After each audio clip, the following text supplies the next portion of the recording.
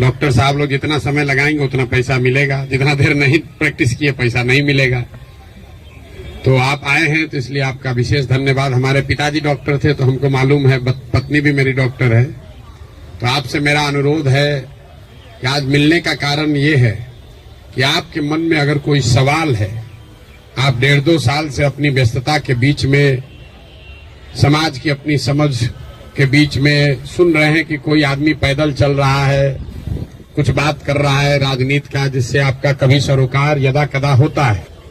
उसको लेकर अगर आपके मन में कोई सवाल है, उसको लेकर अगर आप कोई सुझाव देना चाहते हैं, तो मोबाइल में देखे हैं 2 मिनट का रील आया, कुछ देखे, कुछ समझे, कुछ नहीं समझे।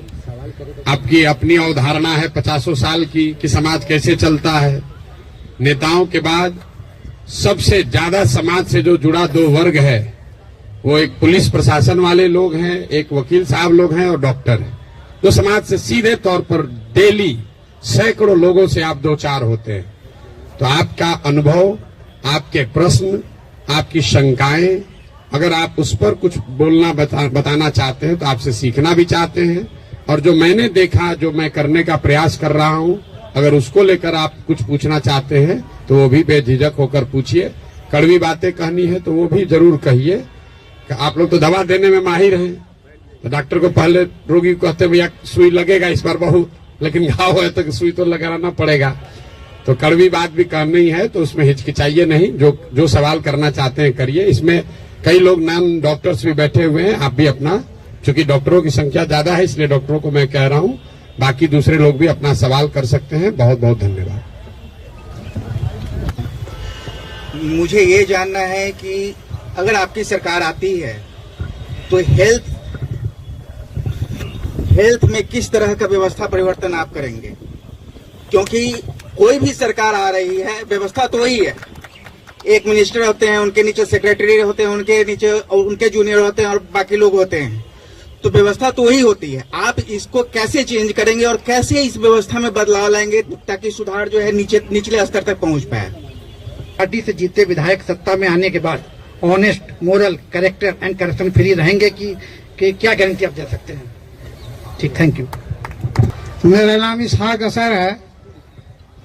मैं पूछना ये चाहता हूं आपसे कि मुसलमानों में अभी जन सुराज या आपके प्रति ये विचार है कि आप भाजपा के बी टीम हैं, तो हम लोग मैदान में जाएंगे तो उन लोगों को कैसे समझाएं?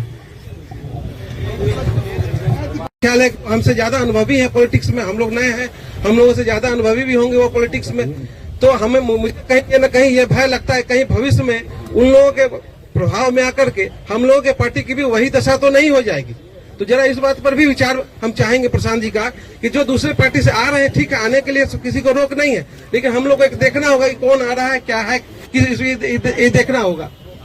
हाँ, जितने भी आपने सवाल किए हैं वैलिड सवाल है, आपके डाउट्स, आपकी शंकाएं सब वैलिड ही है।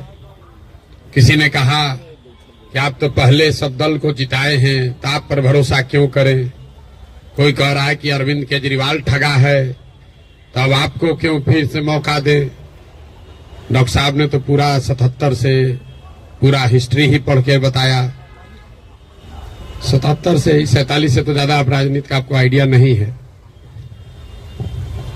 मेरे भाई, कम से कम खुशी की बात यह है कि आप में इतनी चेतना बची हुई है, इतना हिम्मत बचा हुआ है कि आप आकर कुछ समाज या अपने विषय में कुछ बोल पा रहे हैं।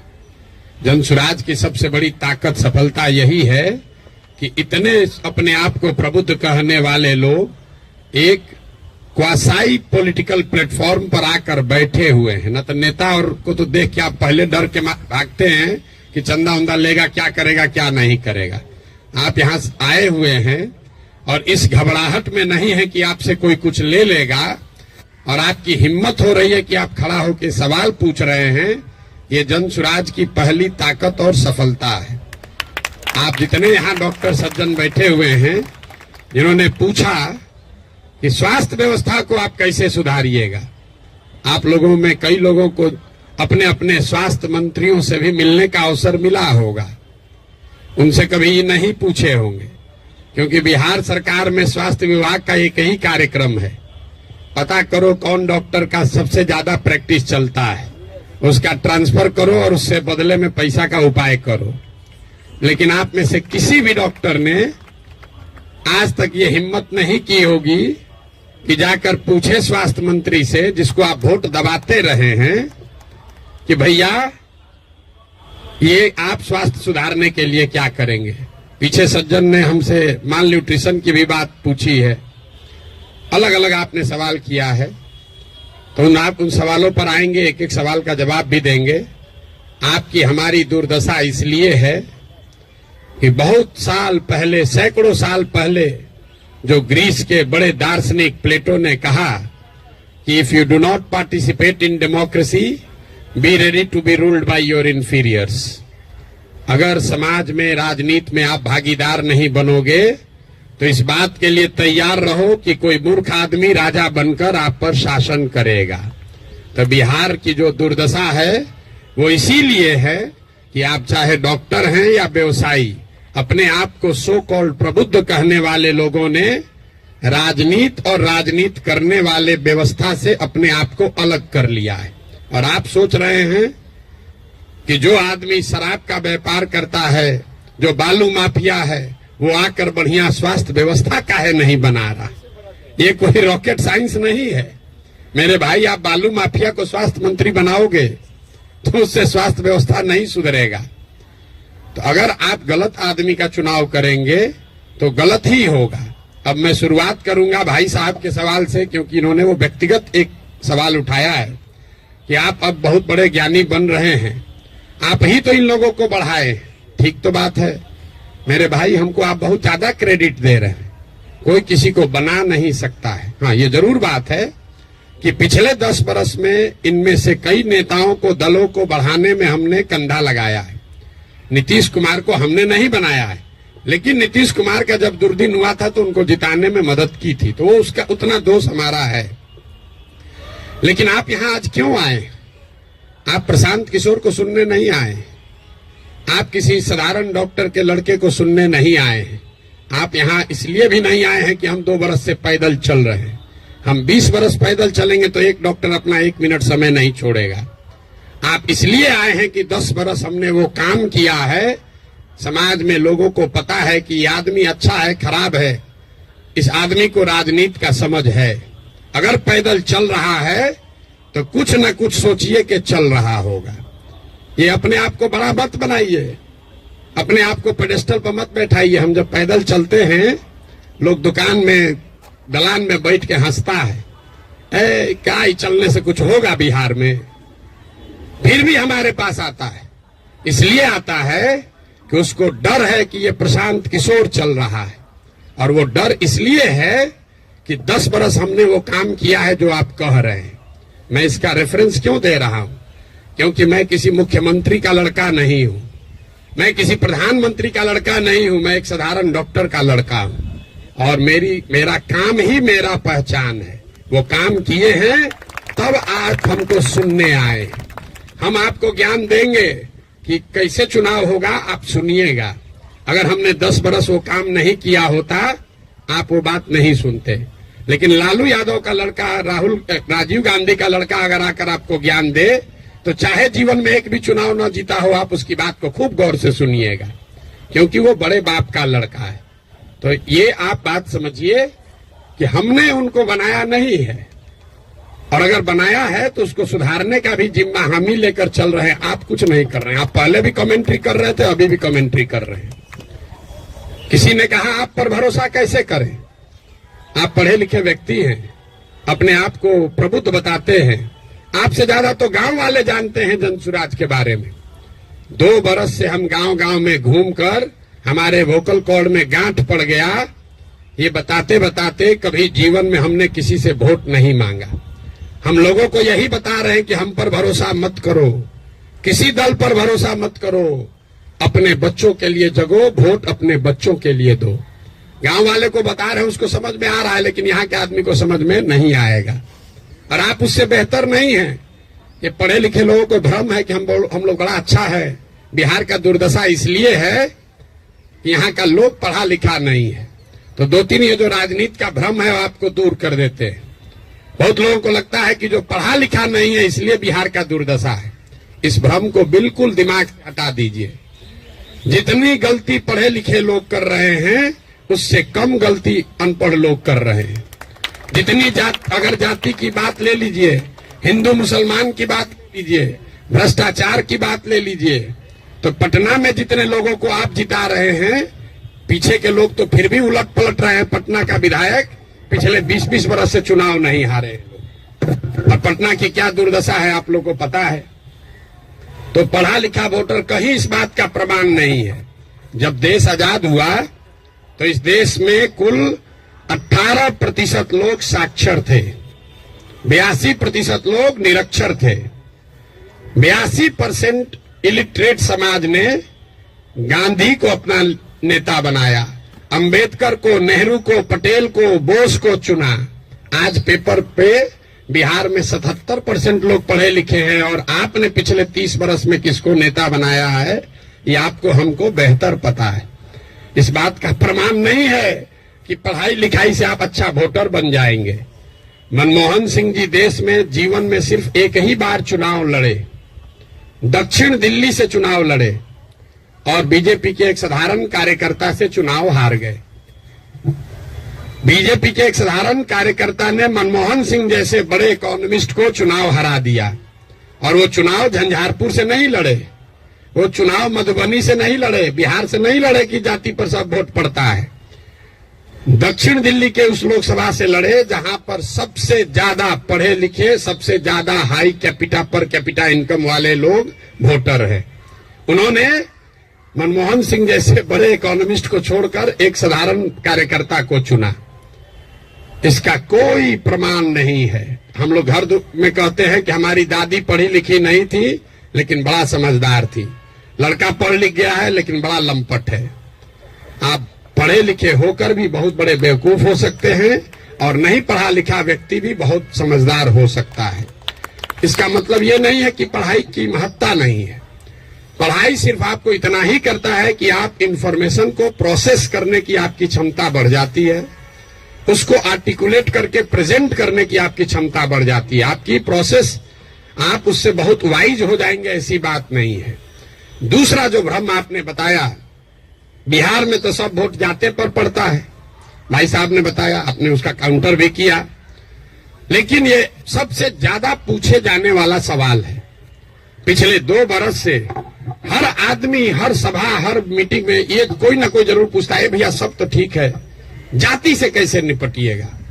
तो पहली बात तो ये समझिए कि जाति जो है वो सिर्फ बिहार की सच्चाई नहीं है, जाति पूरे भारत की सच्चाई है, यहाँ के समाज की सच्चाई है। जाति की महत्ता जितनी बिहार में है इतनी ही आंध्र प्रदेश में है, इतना ही कर्नाटक में है, इतना ही गुजरात में है, इतना ही यूपी में है।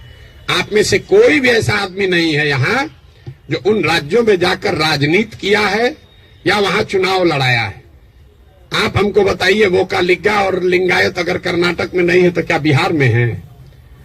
पटेल और क्षत्रिय अगर गुजरात में नहीं है तो क्या बिहार में है? कहाँ जाति नहीं है? जाति हर जगह है। और ये आपको हमको हमारे दिमाग में ये बैठा दिया गया है कि बिहार में सब चीज जाति पर है। इसकी जाति की संख्या सबसे ज्यादा हो, उस जाति के आदमी को वो राज्य जीतना करीब करीब इम्पॉसिबल है, नहीं जीत सकता है, क्योंकि उस जाति से दूसरे समाज के लोग डरते हैं। वो सोचता है ये आएगा तो सब कब्जा कर लेगा, तो उसके खिलाफ कंसोलिडेशन भी होता है। आप यही नहीं, बंगाल देख लीजिए, यूपी देख लीजिए, तेलंगाना देख लीजिए, आंध्र देख लीजिए। आंध्र प्रदेश में भी नायडू जीत कर आए, कंबक कम्युनिटी के हैं, उसकी जाति की संख्या 6% है। बगल में योगी जी हैं, राजपूतों की संख्या 4% है। उसके बगल में मध्य प्रदेश में यादव जी हैं, उनकी संख्या 5% से कम है। राजस्थान देख लीजिए, आप कहिए वो तो भाजपा का है, जितना रीजनल पार्टी है सबका उठाकर देख लीजिए, कहीं पर भी जिस जाति की संख्या सबसे ज्यादा है उसका नेता मुख्यमंत्री नहीं है। अब फिर यहाँ गलतफहमी का आदत है, कहेगा ना नीतीश तो पिछड़ा का नेता है। तो भाई अगर कोई नीतीश जी पिछड़ा का समीकरण गोलबंदी कर सकते हैं तो आप भी कर सकते हैं, आपको कौन रोका है? किसने रोका है कि कुशवाहा का जाति का कोई नहीं कर सकता है, या कोई ब्राह्मण नहीं कर सकता है, कोई राजपूत नहीं कर सकता है? भाई अगर कुर्मी समाज का आदमी कर सकता है तो कोई मुसहर भी कर सकता है, कोई कुशवाहा भी कर सकता है, कोई राजपूत भी कर सकता है। आप में वो क्षमता होनी चाहिए, वो प्रयास करने की का मादा होना चाहिए। जाति का भ्रम मत पालिए। और अंतिम बात, मान लीजिए एक बार कि आप कोई बात मान भी ले कि जाति बड़ा महत्वपूर्ण है, तो जिसको भी राजनीति के जरिए समाज का अगुवा बनना है, उसके पास ये विकल्प नहीं है कि समाज में सब सुधर जाएगा तब हम आएंगे। सब आदमी कहता भैया करना तो चाहते हैं लेकिन बिहार में जातिवाद बड़ा है। अरे भाई, तो जब जातिवाद खत्म हो जाएगा तब राजनीति करने आओगे, तो ना जाति कभी खत्म होगा ना कभी आओगे। और अगर खत्म हो ही जाए, अगर भ्रष्टाचार खत्म हो जाए, जातिवाद खत्म हो जाए, बाहुबल खत्म हो जाए, तो आपके हमारे आने की जरूरत क्या है? जो खत्म किया है उसी को आगे रहना चाहिए। आपकी हमारी जरूरत तभी तो है। राजनीतिक अगुवा जिसको बनना है उसको समाज की कमजोरी और उसकी ताकत के रहते हुए ही उसका अगुवाई करना है। आप उससे अलग नहीं हट सकते। किसी ने भ्रष्टाचार की बात कही, भ्रष्टाचार पर आपका क्या प्रोग्राम है? कोई प्रोग्राम नहीं। भ्रष्टाचार तब सुधरेगा जब आप और हम भ्रष्टाचार कम करेंगे। कैसे संभव है?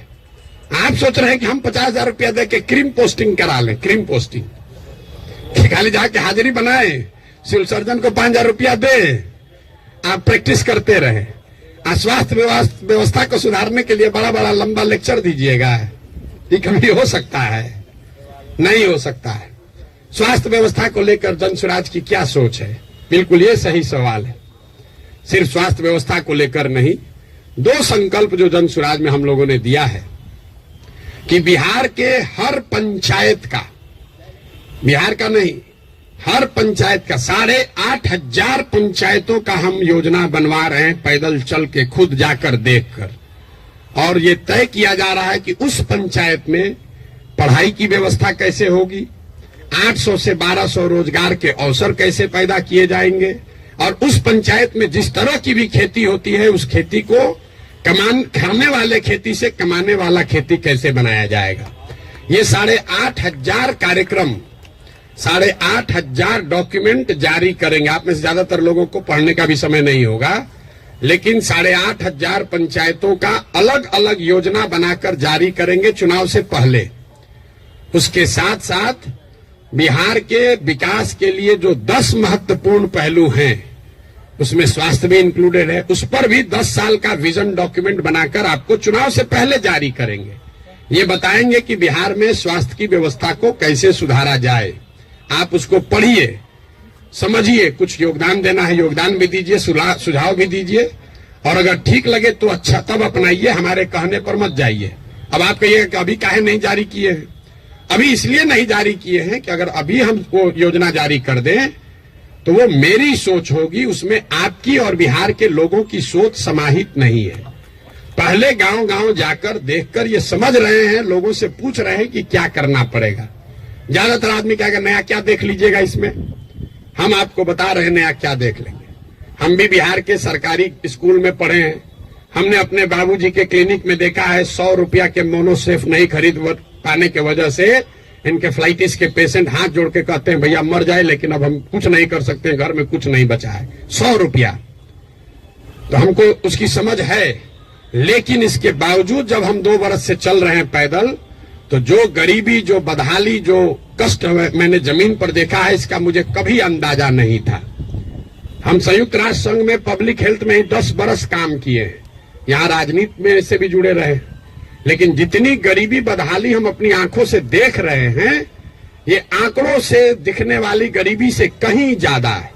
आपने कुपोषण की बात कही, यहाँ सब डॉक्टर बैठे हुए हैं, आप में से ज्यादातर आदमी ऐसे होंगे जो शायद ही कोई 10 से ज्यादा हीमोग्लोबिन वाली महिला आपको देखते होंगे। यहाँ हम लोग जो एक स्टडी करा रहे हैं, देखते हैं, आप देखिएगा कल से ध्यान से, गांव में कहीं जाइए, 55-60 साल से ज्यादा उम्र की कोई महिला आपको सीधी खड़ी नहीं दिखेगी, सब बेंड हो गई है ऊपर से। तो न्यूट्रिशन, आप न्यूट्रिशन समझते अगर हैं, आप लोग तो डॉक्टर हैं, तो आपको पता है कि लंबे समय तक हीमोग्लोबिन के कमी की वजह से और ग्रोइंग एज में कैल्शियम नहीं मिलने की वजह से बोन का स्ट्रक्चर इतना कमजोर है कि समय से पहले वो बेंड होने लगता है। ये जब आप गांव में चलिएगा तो देखिएगा। 5 फीट 4 इंच से ज्यादा, 5 फीट 5 इंच से ज्यादा उम्र हाइट की कोई महिला आपको दिखने वाली नहीं है। आपने ठीक कहा, न्यूट्रिशन कोई वन शॉट सॉल्यूशन नहीं है, एंड इंटरजेनरेशनल प्रॉब्लम है। जिस मोदी जी के किताब पेपर की आप बात कर रहे हैं, एक आंकड़ा आपको दे रहा हूं। आज से 300 साल पहले यूरोप में लोगों की एवरेज हाइट भारत में लोगों के एवरेज हाइट से 1.4 इंच कम होती थी। अब यूरोप में 300 साल में on an average 1.6 inch Bharat से ज्यादा हो गई है। 300 वर्ष में करीब करीब 3 इंच लंबाई का असर पड़ गया है।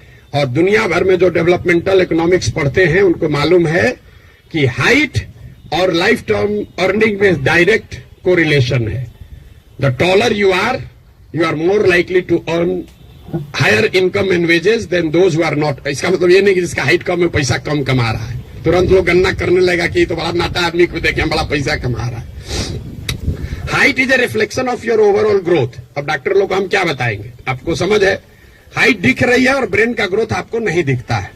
तो जो लंबे समय तक स्टडीज हुई हैं उसमें यह क्लियर बताया गया है कि हाइट और लाइफ टर्म अर्निंग, समाज के सोसाइटी में लाइफ टर्म अर्निंग का डायरेक्ट कोरिलेशन है। तो बिहार में ये परेशानी है, एक झटके में मेरे भाई साहब वो खत्म नहीं हो सकता है। यहां किसी ने पर कैपिटा इनकम की बात की। बिहार में पर कैपिटा इनकम है 35,000 रुपया। देश में प्रति व्यक्ति आय है करीब करीब 1,34,000। बिहार का प्रति व्यक्ति आय है 35,000 रुपया सालाना। उसमें अगर पटना और बेगूसराय को हटा दीजिएगा तो ये प्रति व्यक्ति आय घट के हो जाएगा 22,000 रुपया। 22,000 को जरा 365 से डिवाइड कर दीजिए, देखिए कि दिन में कितना हुआ। 100 में 80 आदमी यहां दिन में 100 रुपया भी नहीं कमा रहा है। आप किस न्यूट्रिशन की बात करेंगे। मुझे एक लड़का मिला, उसको हम लोग कैंप में शाम में खाना खिलाते हैं, जो लड़के आते हैं, बहुत ज्यादा खा रहा था। उसको ऐसे बुला के पूछे, बेटा ये इतना रोज खाते हो? बोला सर आज तक जीवन में ऐसा हुआ ही नहीं कि हम खाना खत्म कर लिए और तसली में अभी चावल बाकी है। आज तक ऐसा जीवन में नहीं हुआ कि हमारा पेट भर गया हो और चावल अभी तसली में बाकी है। जो जितना खाना है उसी से पेट भरना है। आप न्यूट्रिशन की क्या बात करेंगे। इन बातों की चर्चा आपने ठीक कहा जनसुराज में नहीं करते हैं। क्या करें, उसको जो सीधी बात बता रहे हैं कि 100 रुपया नहीं कमा रहे हो ये समझे में नहीं आ रहा है, तो उसको कैल्शियम और हेमोग्लोबिन का कमी बताएंगे तो उसको बुझाएगा। हमको उसको उस भाषा में समझाना है जो उसको समझ में आए। आप बहुत बड़े ज्ञानी हैं, आप व्यवस्था को सुधारना चाहते हैं, सुधारिएगा तब ना जब व्यवस्था में आइएगा। तो व्यवस्था में आने के लिए आपको उस भाषा का, उस विषय का, उस तरीके का इस्तेमाल करना है ताकि आप व्यवस्था में चुनकर आए, तभी तो ये बनेगी बात। किसी ने कहा आम आदमी पार्टी की तुलना, आपको एक पैसे भी समझ नहीं है कि जनसुराज क्या है और आम आदमी पार्टी क्या है।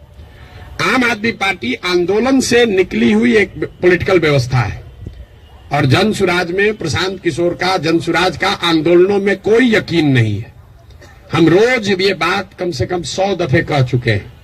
जनसुराज आंदोलन नहीं है, इसको जेपी के आंदोलन से कंपेयर मत कीजिए और इसको आम आदमी पार्टी के आंदोलन से कंपेयर मत कीजिए, क्योंकि आंदोलन है ही नहीं। क्यों नहीं है? हमको लोग आज कहता है भैया आंदोलन कीजिए उससे बिहार सुधरेगा।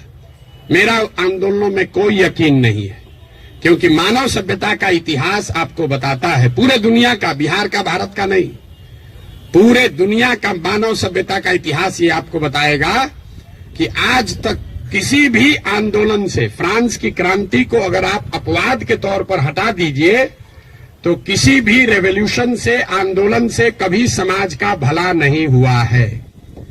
आंदोलन और रेवोल्यूशन जो है वो किसी को सत्ता से हटा सकता है। वो तेज हथियार है जिससे आप बड़े से बड़े वृक्ष को काट सकते हैं, उससे आप नए समाज का निर्माण नहीं कर सकते। भाई साहब खड़ा होकर जेपी का आंदोलन का एक उदाहरण दे रहे थे। मेरे भाई, जेपी का आंदोलन कहां कहा गया है? आप तो जेपी के आंदोलन में शायद जुड़े हुए, आपने दावा किया। जेपी के आंदोलन में कहां कहा गया है कि बिहार को सुधारा जाएगा? जेपी के आंदोलन का नारा था संपूर्ण क्रांति, इंदिरा गांधी को हटाओ। तो उस आंदोलन की क्रांति की इतनी ताकत थी, इंदिरा गांधी को हटा दिए। नया व्यवस्था बनाने की बात कहां कही गई थी? अरविंद केजरीवाल या आम आदमी पार्टी ने नई व्यवस्था की बात कहां कही? उन्होंने कहा भ्रष्टाचार हटाओ। हम तो नहीं कह रहे भ्रष्टाचार हटाओ, क्योंकि दुनिया में कहीं इसका कोई प्रमाण नहीं है कि कोई एक कानून बनाकर आप भ्रष्टाचार खत्म कर देंगे। ये तो सतत प्रक्रिया है। जिन देशों ने भ्रष्टाचार पर अंकुश लगाया है, दुनिया में सबसे ईमानदार देश कौन है? जो स्कैंडिनेवियन कंट्रीज हैं, फिनलैंड, स्वीडन, नॉर्वे, डेनमार्क, वहां जाइएगा, वहां करप्शन मिनिमम है। आप जाकर उसका अध्ययन कीजिए कि वहां कैसे करप्शन कम हुआ। वहां अरविंद केजरीवाल थोड़े पैदा हुए थे, वहां जन्म लोकपाल करके कोई विधायक नहीं पारित हुआ। वहां भ्रष्टाचार 4 तरीके से कम हुआ है। पहला, समाज में ये जागृति बनी लंबे समय में कि अच्छे और स्वच्छ लोगों का चुनाव करो, मतलब इलेक्टोरल प्रोसेस को जहां तक हो सके उसको स्वच्छ बनाया गया। आप में से कुछ लोग सोशल मीडिया पर अभी देखे होंगे, नीदरलैंड्स का प्रधानमंत्री अभी आज से करीब 2 हफ्ते पहले 12 बरस प्रधानमंत्री रहने के बाद हटा है, तो वो साइकिल से अपने घर से अकेले निकल रहा है। तो वहां की समाज ने ये व्यवस्था बनाई कि स्वच्छ लोग स्वच्छ तरीके से वोट करें, स्वच्छ लोगों को चुने। दूसरा उन्होंने क्या किया? उन्होंने बहुत बड़े स्तर पर जन भागीदारी, लोकतंत्र को समाज में उतारा। सिर्फ सरकार चुनने की व्यवस्था को लोकतंत्र नहीं बनाया, जो सरकार के नीतिगत फैसले हैं उसमें समाज की भागीदारी करी। और चौथा, बहुत बड़े स्तर पर टेक्नोलॉजी का इस्तेमाल हुआ है। आप लोग जितने लोग आए हैं, ज्यादातर लोग नल जल योजना के बारे में सुने समझे होंगे। बहुत यहां ब्यूरोक्रेट लोग भी बैठे हुए हैं। नल जल योजना में अभी तक सरकार यही चक्कर में बहस में पड़ी है कि वहां चल रहा है कि नहीं चल रहा है। 25,000 करोड़ रुपया खर्चा हो गया। उसी सरकार में स्मार्ट मीटर लगाकर लोगों को यह पता है कि बिजली कितना कंज्यूम हो रहा है, लेकिन नल जल में अगर स्मार्ट मीटर लगाया होता तो कम से कम इतना तो पता चलता कि पानी चल रहा है कि नहीं चल रहा है। 25,000 करोड़ रुपया खर्चा कर दिया, लेकिन पानी को निकलने, मापने, उस पर बिल करने का कोई टेक्नोलॉजिकल सॉल्यूशन नहीं ढूंढा। तो ये 4 चीजें जो हैं उसको करके भ्रष्टाचार पर अंकुश लगाया जा सकता है। लोकतांत्रिक व्यवस्था को जहां तक हो सके उसको भ्रष्ट लोग और भ्रष्ट पैसे से बचाया जाए। दूसरा, जनता को नीतिगत मामलों में शामिल किया जाए।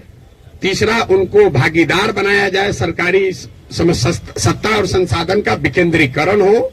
और चौथा, बड़े पैमाने पर टेक्नोलॉजी का प्रयोग हो। अगर ये चारों का इस्तेमाल करेंगे तो भ्रष्टाचार पर अंकुश लगाया जा सकता है।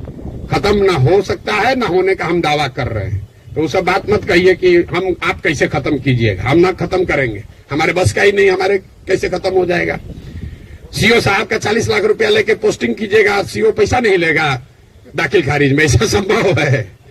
40 लाख रुपया लेकर अगर सीओ से को आप पोस्टिंग कीजिएगा, थाना दीजिएगा, अगर किसी थानेदार को 20 लाख रुपया लेके, तो पैसा कैसे नहीं लेगा?